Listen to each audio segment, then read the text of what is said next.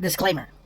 The views and opinions expressed in this episode are those of the GOAT, or the greatest of all titos, and do not necessarily reflect the views or positions of all titos or uncles around the world. Possibly a few, but definitely not all. Finally, the successor to one of my favorite action cameras is here, the Insta360 Go 3, with its small form factor. A new camera. Tempting. But would it be worth it?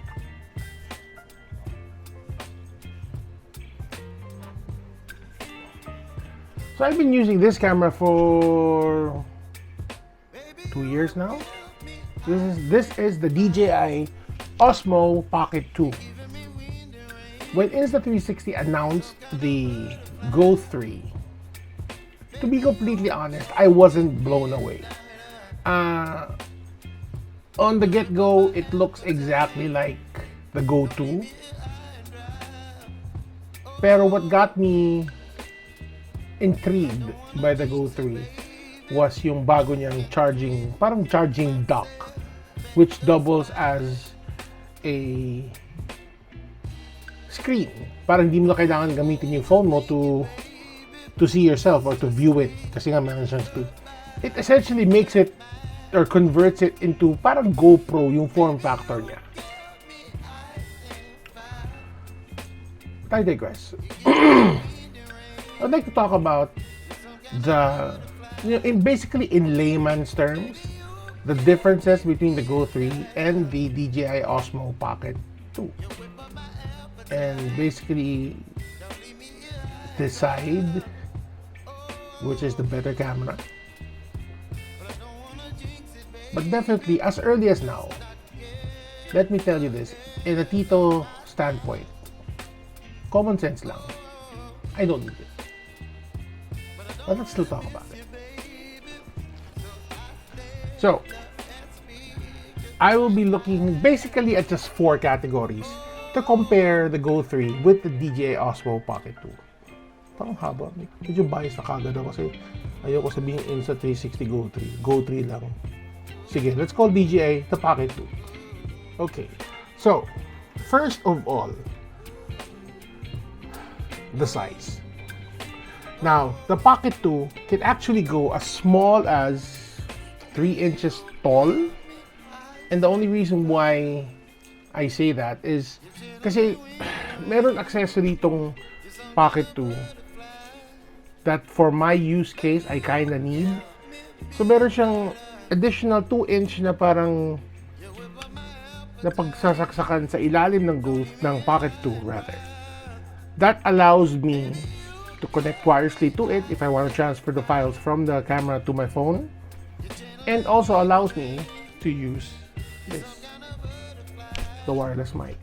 Without the 2-inch extension, I can basically use the camera in its smallest form factor of 3 inches. Pero again nga, I wouldn't be able to use the other accessories. The Go 3 is much smaller than that. It is basically the size of my thumb. So size-wise pa lang, panalo na si Go 3. Lalo na if you're the type na you wanna shoot outside, na nahihiya ka, you don't wanna be like that obnoxious YouTuber na laki-laki ng camera na binipit-pit-pit-pit. As it is nga, itong camera na nadala ko, nahihiya ako pakilabas eh. So I think with the Go 3, it wins on the size. Now, another feature that you'd like to talk about, you'd like to consider, is there's this feature that a lot of the action cameras have now. They call it horizon lock, wherein when you're running, syempre kumikilos, example like ito. With horizon lock, regardless of how much you shake, or basically up to a certain point, or up to a certain degree, the camera with its computing power will be able to keep the camera level at a certain, parang may horizon kang pipiliin, ipo-point mo to that, and it will not move from that point. Kay Pocket 2 naman, ang nilamang naman ni Pocket 2 is built-in na yung gimbal. So I can move the camera like this, and it wouldn't be shaky. So in terms of stability, I think si Pocket 2 lamang. Another thing that is important to us content creators is storage. The Go 3, when you buy it, you only have 3 options. 32 gig, 64 gig, and 128 gig. For the Pocket 2, you have a memory card. You can put in as big a memory card as you want. My camera, my current setup is using 256 gig. But if you'll be doing daily vlogs like I do, I guess 64 gig is more than enough. So for the Go 3 or the Pocket 2, medyo it depends na on personal preference. Ano ba kailangan mong size? Siguro if you're starting out, wala ka masyadong budget, you get the 64. Yun nga lang, you'll be stuck with that kasi nga wala kang expansion. Whereas the Pocket 2, ganun, you can start with 32 gig. Pag nagkaroon ka ng budget, then get the bigger card.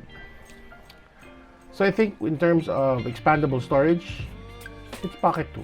And last, but definitely not the least, I would like to think that this is very important, even to us titos.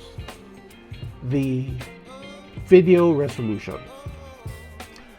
The Go 3 can shoot a max of 2.7K at 30 frames per second. This is according to the spec sheet sa Insta360. Medyo weird lang ako though. It says 2.7K, then the next one is 1440p. I was under the impression that 1440p is 2.7K. Kasi ang 4K is 2160p.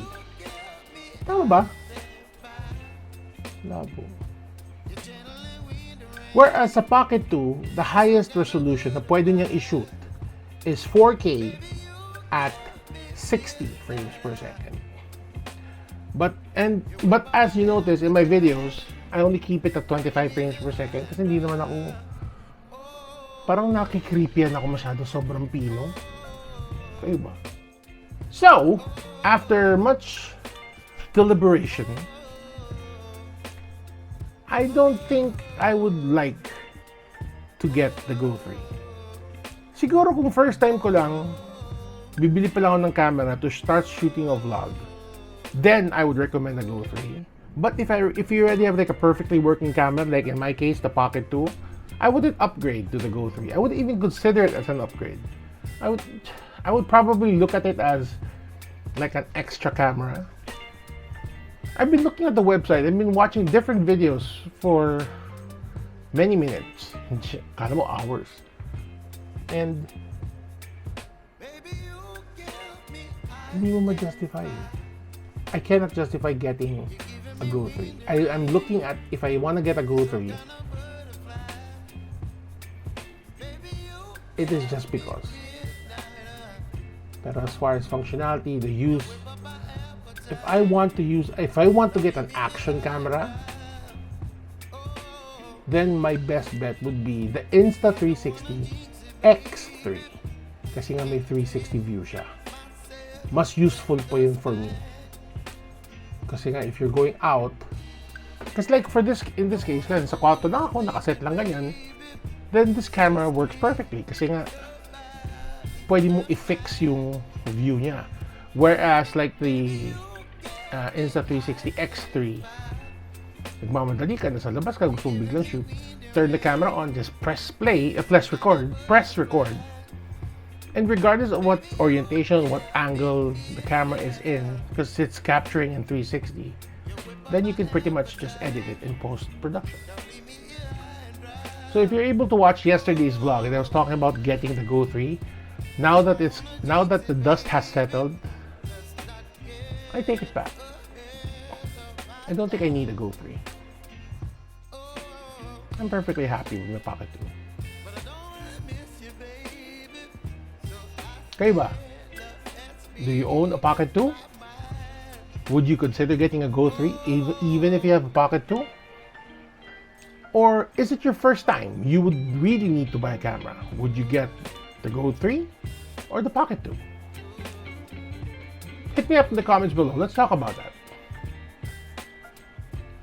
What's that? That's it for today's video.